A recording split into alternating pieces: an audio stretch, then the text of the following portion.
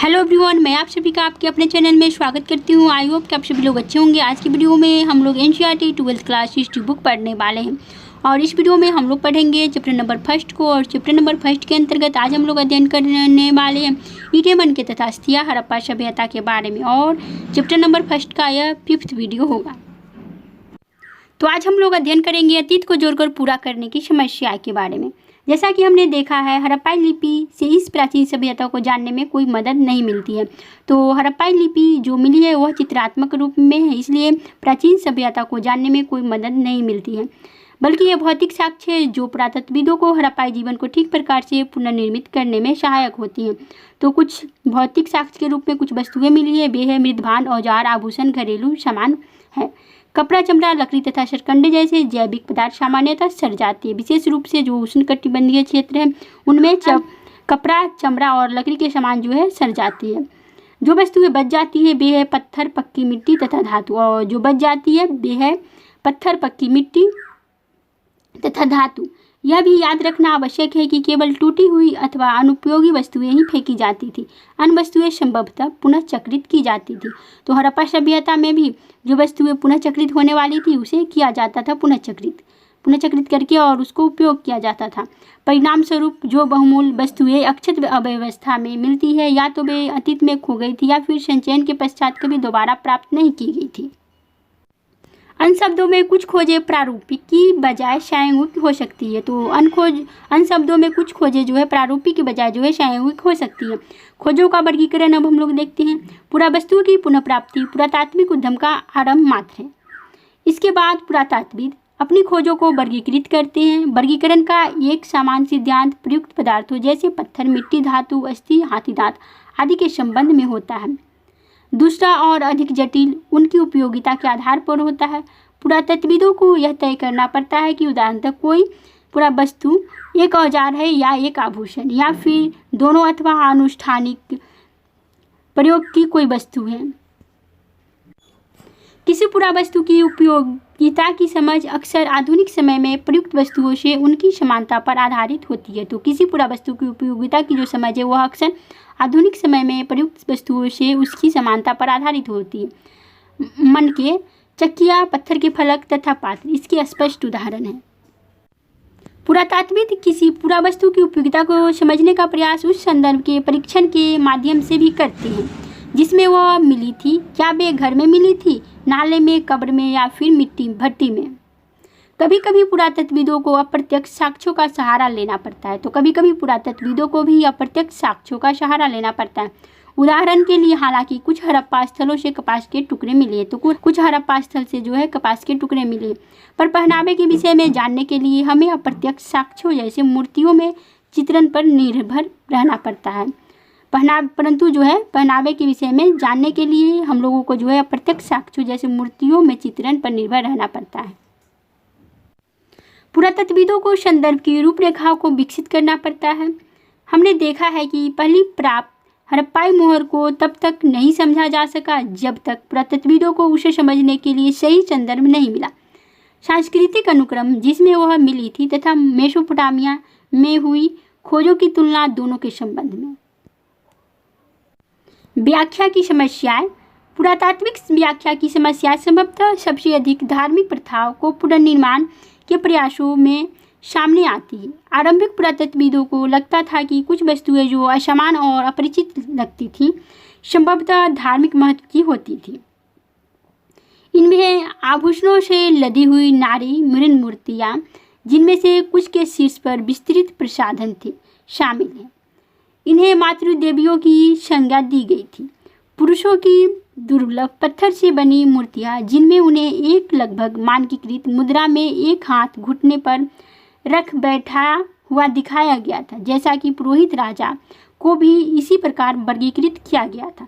अन्य दृष्टांतों में संरचना को अनुष्ठानिक महत्व का माना गया है। इनमें विशाल स्नानागार, कालीबंगन और लोथल से मिली वेदियाँ सम्मिलित हैं। तो विशाल स्नानागार कहाँ से मिला है? तो मोहनजोदड़ो से विशाल स्नानागार के साक्ष्य मिले हैं। मूरों, जिनमें से कुछ पर संभवतः अनुष्ठान के दृश्य बने हैं, के परीक्षण से धार्मिक आस्थाओं और प्रथा को पुनर्निर्मित करने का प्रयास भी किया गया है। कुछ अन्य जिन पर पेड़ पौधे उत्कीर्ण हैं, मान्यता अनुसार प्रकृति की पूजा के संकेत देते। मोहरों पर बनाए गए कुछ जानवर जैसे कि एक सींग वाला जानवर जिसे आमतौर पर एक श्रृंगी कहा जाता है, कल्पित तथा संश्लिष्ट लगती है।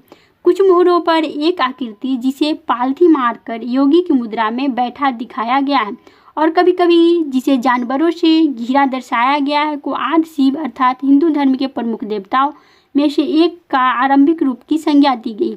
इसके अतिरिक्त पत्थर की शंक्वाकार वस्तुओं को लिंग के रूप में वर्गीकृत किया गया है। तो एक आदि शिव मोहर है, इसे देख लीजिए आप लोग, और एक मातृ देवी की मूर्तियां मिली है।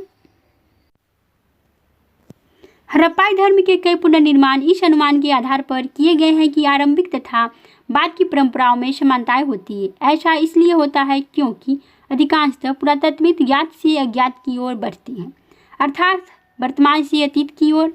हालांकि यह नीति पत्थर की चक्कियों तथा पात्रों के संबंध में युक्तिसंगत हो सकती है, लेकिन धार्मिक प्रतीक के संदर्भ में यह अधिक संदिग्ध रहती है। लिंग उस परिष्कृत पत्थर को कहा जाता है जिसकी पूजा भगवान शिव के रूप में होती है। तो लिंग जो है उस परिष्कृत पत्थर को कहा जाता है। वर्तमान में भी लिंग के रूप में ही भगवान शिव की जो है पूजा होती है, मंदिर सब में लिंग का ही रहता है। उदाहरण के लिए आइए हम आदि शिव मोहरों को देखते हैं। तो यह है आदि शिव मोहर। सबसे आरंभिक धार्मिक ग्रंथ ऋग्वेद लगभग 1500 से 1000 ईसा पूर्व के बीच संकलित में रुद्र नामक एक देवता का उल्लेख मिलता है, जो बाद की पौराणिक परंपराओं में शिव के लिए प्रयुक्त एक नाम है। तो रुद्र को ही शिव के रूप में एक प्रयुक्त नाम बताया गया है। पहली सहस्त्राब्दी ईस्वी में यह देखा गया है, लेकिन शिव के विपरीत रुद्र को ऋग्वेद में न तो पशुपति यानी सामान्य रूप से जानवरों और विशेष रूप से मवेशियों के स्वामी और न ही एक योगी के रूप में दिखाया गया। दूसरे शब्दों में यह चित्रण ऋग्वेद में दिए गए रुद्र के विवरण से मेल नहीं खाता है। फिर क्या यह कोई शमन था, जैसा कि कुछ विद्वानों ने सुझाया है? शमन वे महिलाएं और पुरुष होते हैं जो जादुई तथा इलाज करने की शक्ति होने के साथ ही दूसरी दुनिया से संपर्क साधने के सामर्थ्य का दावा करते हैं। तो शमन जो है वे महिला और पुरुष को कहा जाता है जो जादुई तथा इलाज करने की शक्ति होने और साथ ही दूसरी दुनिया से संपर्क साधने के सामर्थ्य होते, तो उन्हें शमन कहा जाता था। यहाँ पे मोहरे और लिंग हैं। सबसे आरंभिक उत्खननों में से एक में के इन पत्थरों के विषय में यह कहते हैं कि लाजबर्ग मणि, जैस्पर, चाल्सेडनी तथा अन्य पत्थरों से बने छोटे आकार के शंकुओं जो सुंदरता से तराशे और तैयार किए गए थे तथा जो 2 इंच से भी कम ऊंचाई के थे, को लिंग भी माना गया है। दूसरी तरफ यह भी संभव है कि इनका प्रयोग पट्टों पर खेले जाने वाले खेलों में होता था। अंडेस्ट में के अर्ली इंडस सिविलाइजेशन 1948 से उद्धृत है।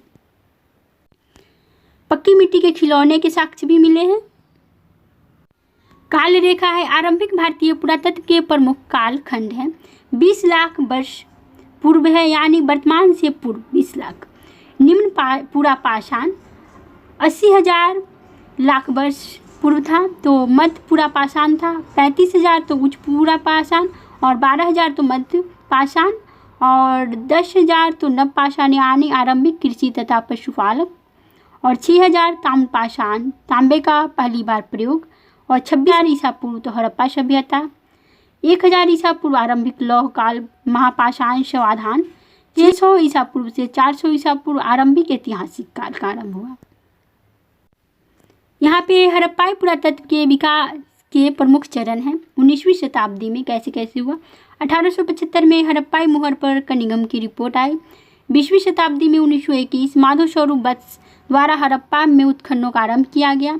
फिर 1925 मोहनजोदड़ो में उत्खननों का प्रारंभ हुआ। 1946 में IM व्हीलर द्वारा हड़प्पा में उत्खनन। 1955 में SR राव द्वारा लोथल में खुदाई का आरंभ। फिर 1960 में BB लाल तथा BK थापर के नेतृत्व में कालीबंगन में उत्खननों का आरंभ किया गया। उसके बाद 1974 में MR मुगल द्वारा बहावलपुर में अन्वेषणों का आरंभ हुआ। 1980 में जर्मन इतालवी संयुक्त दल द्वारा मोहनजोदड़ो में सतह अन्वेषणों का आरंभ हुआ। 1986 में अमेरिकी दल द्वारा हड़प्पा में उत्खननों का आरंभ हुआ। फिर 1990 में RS बिष्ट द्वारा धौलावीरा में उत्खननों का आरंभ किया गया। तो सबसे लास्ट में जो मिला है वह है धौलावीरा। चलिए, तो इस वीडियो में इतना ही। चैप्टर नंबर फर्स्ट इस वीडियो के साथ ही समाप्त हो गया। अब हम लोग नेक्स्ट वीडियो में पढ़ेंगे तो चैप्टर नंबर सेकेंड स्टार्ट करेंगे।